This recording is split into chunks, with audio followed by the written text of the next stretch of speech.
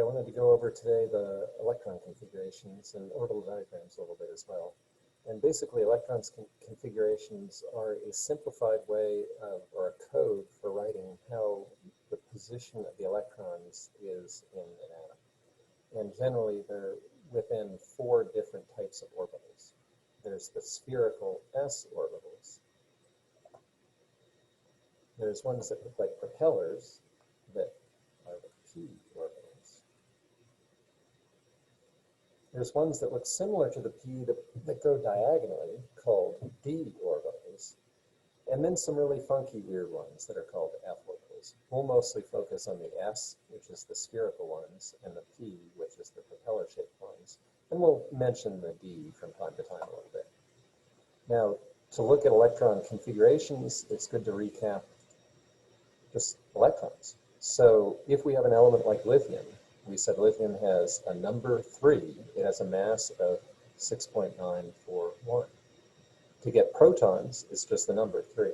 To get neutrons, it's the rounded mass, so 7 minus 3, or 4. To get electrons, and that's what we really care about here, the electrons equals the atomic number minus the charge. If it's just a periodic table element, it has no charge, and it's just the atomic number. So in this case, lithium has 3 electrons. Now, if you had a problem like this, so tell proton, neutron, electron for potassium. Well, potassium is number 19, and it has a mass of 39.10. So in that case, potassium is number 19. It has 19 protons. The neutrons is 39 minus 19, or 20. The electrons is, again, 19 minus the charge of 0 is 19. Now, K by itself is highly reactive in water. More often in your body, though, you're going to see K plus ion. In that case, then,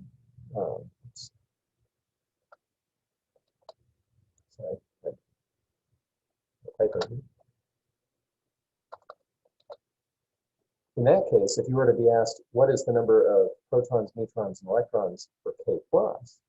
Well then, again, the protons is the same. It's still potassium, so it still has 19 protons. The neutrons, again, it's the same. Neutrons haven't changed with an ion, so it's still 39 minus 19, or 20. Electrons, though, have changed, because the plus indicates an electron has left. So to get that, again, it's the number of protons, or atomic number, minus the charge, which is 1, which in this case would then be 19 minus 1, or 18. So there's 1 fewer electrons than in potassium. And what that does is potassium is right here. It's an alkali metal. 1 fewer electrons puts it at the configuration of argon. Well, argon is a noble gas. It's really stable. So it makes it much more stable, and then it can be in your body, and it's actually really important in terms of rebalancing charge after sodium floods the neuron with the sodium-potassium pump and things. Sodium or potassium floods in, and then the sodium-potassium pump equalizes the amount of sodium and potassium in the nerve cells. Now, when we're looking at electron configurations, there's a few things to consider. First, there's 7 energy levels. And essentially, each row on the periodic table is 1 energy level. So, H and He, that's the first row. Then the row of lithium, that's the second row. Then sodium. Then potassium is 4. Rubidium is 5. Cesium is 6. Francium is 7. The F's actually insert into here, so let's not really worry about them. Now, when you're looking, 1 is the lowest energy, and it holds 2 electrons, which are the 2, 1s electrons. So there's hydrogen, and when we're thinking of electrons, helium really comes over here, and it's also a 1s, so it would be 1s2. But, energy level 2 holds 8 electrons. There's S, and there's P. Now, energy level 3 holds 18 electrons. So in 3, you have the S, you have the P, and then D's are shifted down 1. So this is actually 3D. 4 will hold 32. So 4S, 4p, 4d, and then you actually get 4f down here. And again, we won't really worry about that. Now, electrons are found in orbitals, which are really areas of probability, and each orbital holds 2 electrons. So what we could do then is, look here, and when we're talking about S and P and D and things like that, we're really kind of just talking about a code for electrons found in this structure that you can see with the quantum model of the atom. Now, the S sphere holds each of them, so one S would hold 2 electrons. It has 1 orbital, so just 1 S. P is 6 electrons. So there's the P, Px, Py, and Pz. So there's 3 of them. Each of them holds 2, so 6 total electrons. D holds 10. They're kind of diagonal. There's 1, 2, 3, 4, and then there's a weird one that goes around like this, 5. Okay, and F we're not going to really worry about it, but it's 7 orbitals and 14 electrons. Now, electron configuration is the code for how electrons are arranged. Now, what you could do is, when you're looking at the periodic table, the S electrons are essentially the first 2 columns of the periodic table. Here. So the alkali metals and earth metals. Okay. The P electrons, again, helium actually goes over here, but the P electrons don't include helium, but they're the non-metals here, or most of them. B electrons are the transition metals in here, or the elements that are transition metals, both of the electrons. And then F are down here, and we're not going to really worry about that. And again, the numbering is just the energy level. So 1s is the first row, 2s, 3s, 4s, 5s, 6s, 7s. Now there is no 1p, but 2p, 3p, 4p, 5p, 6p. Again, we said D was shifted down 1, so it actually starts at 3D, 4D, 5D, 6D. And then F inserts in here, it's shifted down an additional 1, so 4F, 5. Now, we can use this to then look at what is the electron configuration for an element. And let's say potassium, since we talked about that earlier. Now, potassium's here on the periodic table, which means it's the 4th row down, so 1, 2, 3, 4. So essentially, you're going to here, so you basically just read top to bottom and left to right, or left to right, then top to bottom. So we start here, and it's 1s. Then we go down to the next, just like you read a page, 2s. Then read across, 2p. And for the s's, again, there's 2 electrons when it's full. So it's 1s2, 2s2, 2p6. Then you go down to the next s, 3s2. Then 3p6. Then you go across to here to the 4s, and there's only 1 remaining, so it's 4s1. Now, let's say instead of asking for K, they ask for, well, K+, because that's the ion that is important for your nerve transmission, your neuron cells. And let's say you had, again, K+. Now, potassium is number 19. So again, it still has 19 protons, but the electrons then are the 19 minus the charge of 1, 18 electrons. Notice when we take 1 electron away from potassium, we get the argon basic number of electrons, so 18 electrons.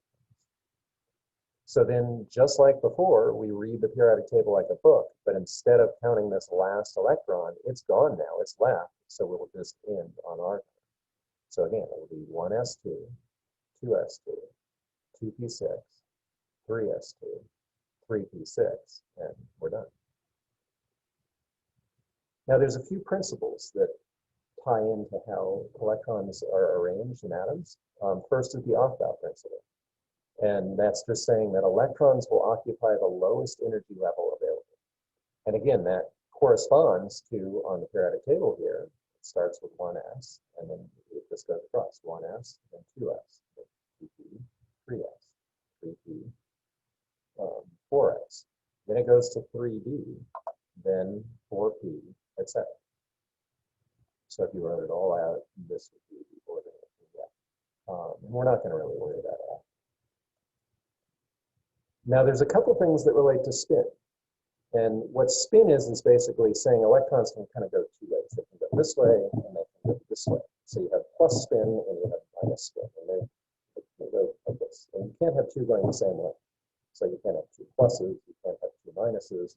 One has to go this way, one has to go that way. And that's the Pauli exclusion principle, which is saying that the most electrons you can have in an orbital is 2. So you can have 1, but you could also have 2. But if you have 2, they have opposite spin. And that was proposed by Wolfgang Pauli. Yeah, great name.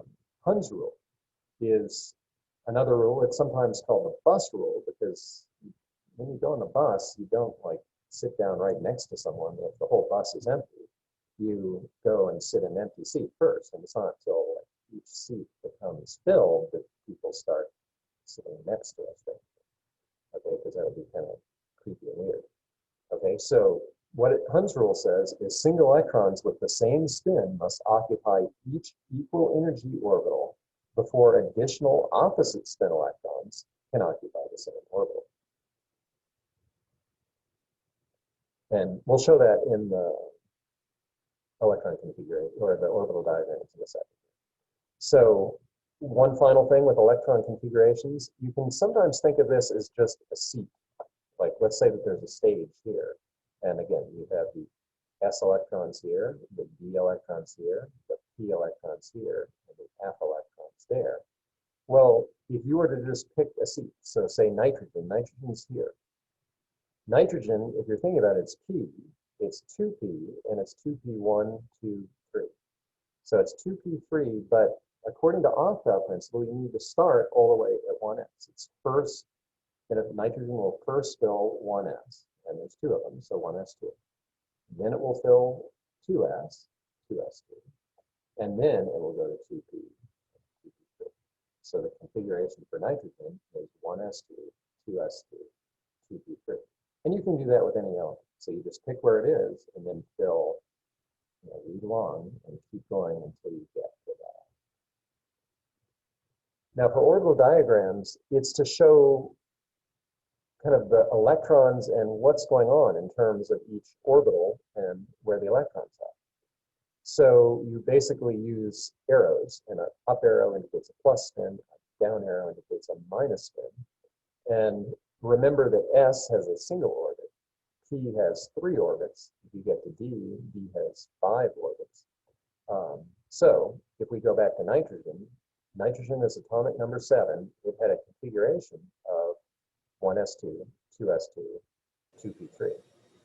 So the orbital diagram then, 1s, well, there's 2 electrons there. So you have one with the plus spin, one with the minus spin. 2s, there's 2 electrons there, plus spin, minus spin. Now there's only 3 electrons left. Because of that, since there's 3 p orbitals, px, py, pz, then 1 electron goes into each orbital. And that has to happen before you start filling a second orbital. And that would be for like oxygen. Oxygen would then have a negative spin electron there. Okay, so that's just a brief introduction of electron configurations and orbital